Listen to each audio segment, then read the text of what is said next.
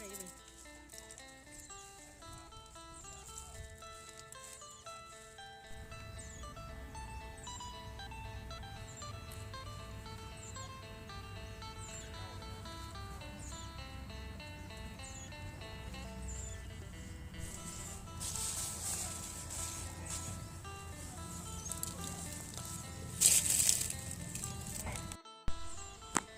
สวัสดีครับพี่น้องไปทุกคนครับผมนี่มาดูแม่ครัวว่าจะทำอะไรกินครับผมมาดูกันเลยเด้อครับครัวบ้านๆอันนี้ทำอะไรกินแม่ครัวสวัสดีค่ะวันนี้สิป่นกุ้งค่ะพี่น้องป่นกุ้งใส่ประกอบค่ะเป็นกันเด้อค่ะพี่น้องอาหารอีสานค่ะหัวพริกกันค่ะพี่น้องหัวพริกหัวหอม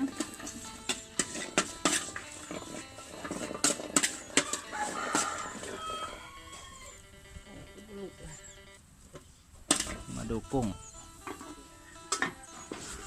ที่ไปเรียกอะไรซ่อนในบ้านแกไปซ่อนมาตัวใหญ่ครับผมพี่น้องไอ้ลากมา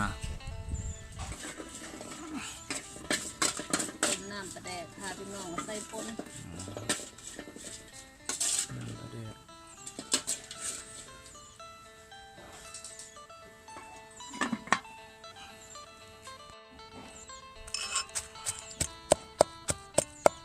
เข้ากัน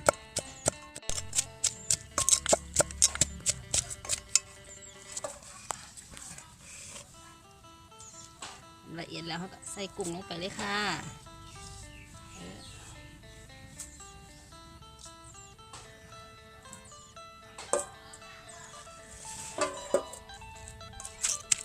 กุ้งค่ะพี่น้อง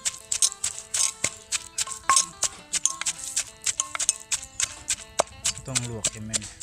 เอาน้ำร้อนใส่น้ำปลาร้าก่อน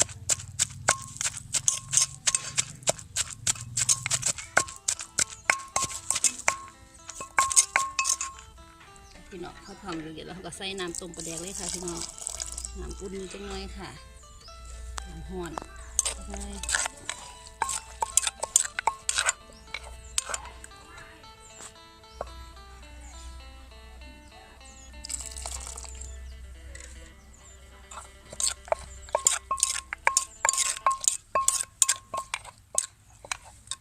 กับปรุงเครื่องค่ะพี่น้อง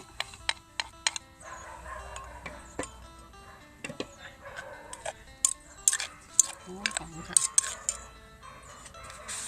ใส่ผงชูรสค่ะใส่น้ำปลาจังน้อยค่ะ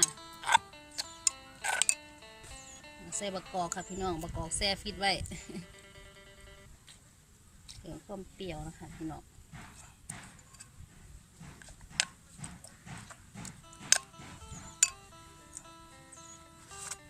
แล้วก็ใส่พี่น้องใส่หอมค่ะให้หอมใส่ผักซี่หอมลงไปเลยค่ะ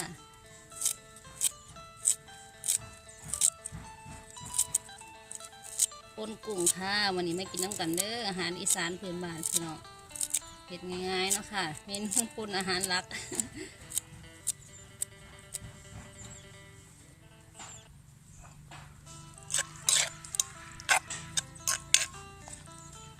หอมค่ะพี่น้องมากินน้ำกันเด้อค่ะวันนี้ป่นกุ้งค่ะแซ่บๆค่ะพี่น้องชิมมันเป็นพอดีเลยแซ่บ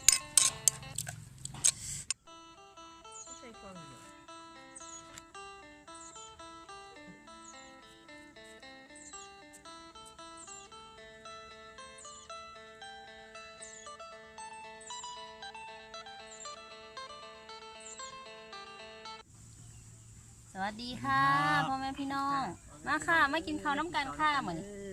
ปนกุ้งลวกผักป่นกุ้งค่ะพี่น้องมากินป่นกุ้งน้ำกันค่ะอาหารอีสานเนาะค่ะอันนี้ลวกผักค่ะพี่น้องเต็มถาดเลยค่ะอันนี้พัดหอยค่ะพี่น้องหอยยังว่าหอยเล็บหมาค่ะพี่น้อง หอยน้ำจืดหอยเล็บหมามาค่ะพี่น้องมากินน้ำกันค่ะแซ่บๆค่ะพี่น้องเมนูอาหารมื้อนี้เดี๋ยวแบ่งกัน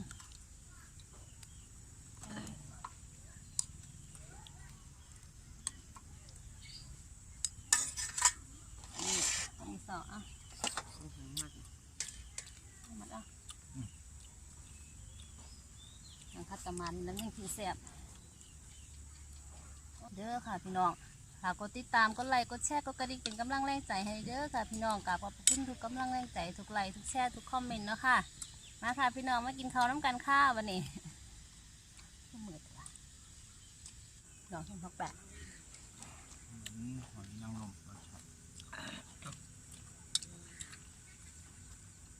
เหนือข้าวแถว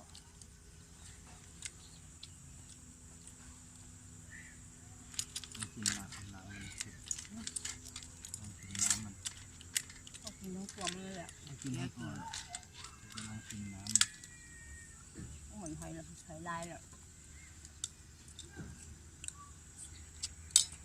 นี่ยูโรเอสอีกด่วนค่ะพี่น้องแต่ยูโรเอสกันได้กินอาหารอีสานค่ะ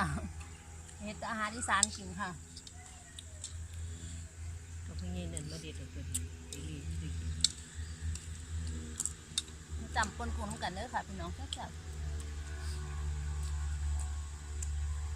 บอกพักค่ะ ผมไม่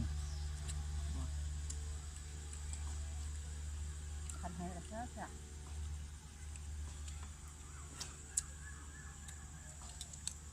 แม่กันยับขอมาทำไมนั่งไก่แท้มีบกจกบ่เสียบกจกมาถากข้างหลังหาวจกบ่พอ ขอพวก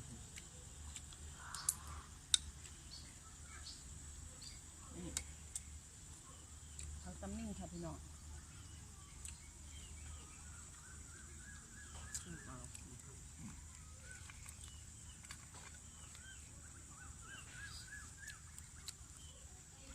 เสียบขนาด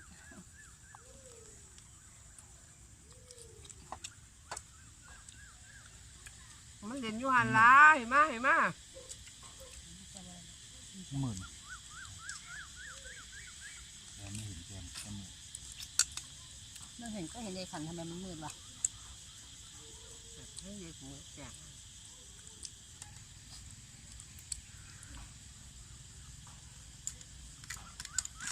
ทำเนื้อหานตัวครับ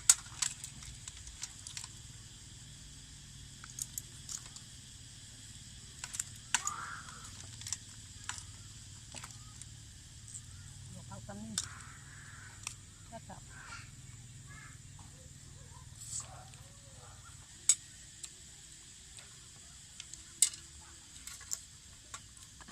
มองมาที่เปลือก ฮะ กินไปร่วนทั้งมือ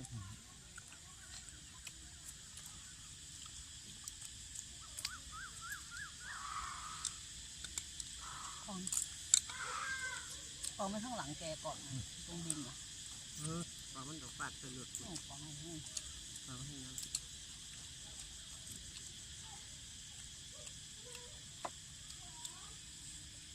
พี่น้องสักเป็นกุ้ง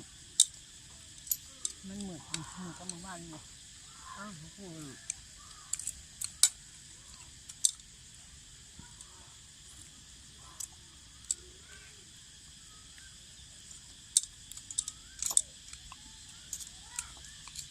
กินกุ้งอยู่อาหารที่เศษเลือดรัวนั่งกับประกันห้องเหรอ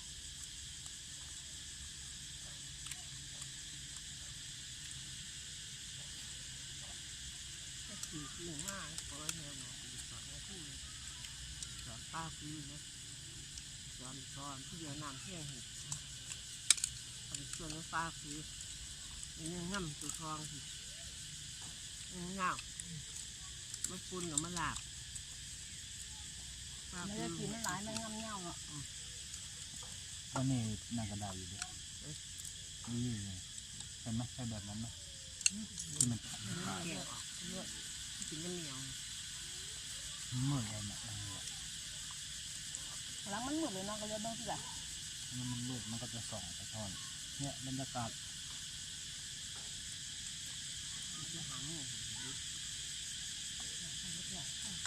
คน สียลงตัว หาโมงครึ่ง เราก็ไปเอาหัว เนี่ยบรรยากาศ นี่อันนี้ก่อนเลย ใส่สว่างมากก็มืดๆมันก็ได้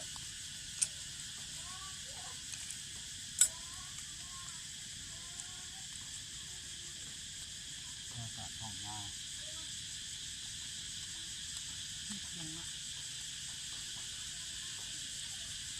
เนี่ยกำลังไทยเรามีเอาหินมาเอาดินมากองใส่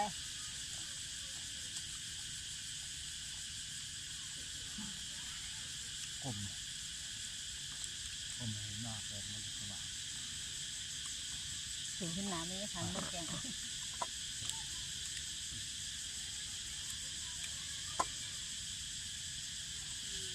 นี่กินน้ำมันเหรอ น้ำหมูมันเป็นหนอง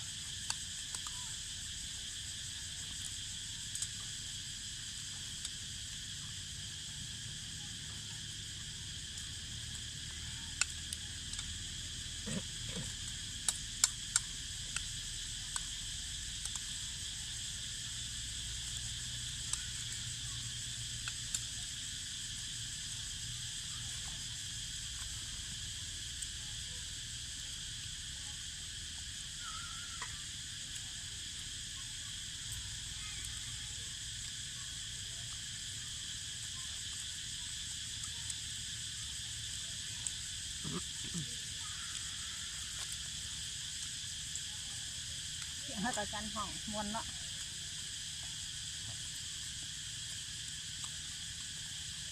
มือคำแบบแล้วก็จำฟังเสียงบรรยากาศไปเลยพี่น้อง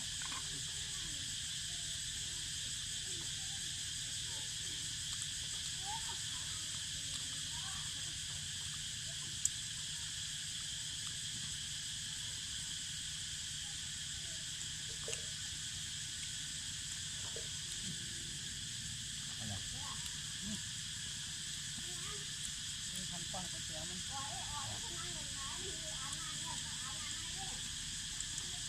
เอาจบคลิปไปเพียงสำนีเด้อค่ะพี่น้องมือแล้ว มือ ฝาก พี่น้อง กราบขอบพระคุณทุกกำลังใจทุกไลค์ทุกแชร์ทุกคอมเมนต์ด้วยค่ะคลิปหน้าพอกันไหมค่ะ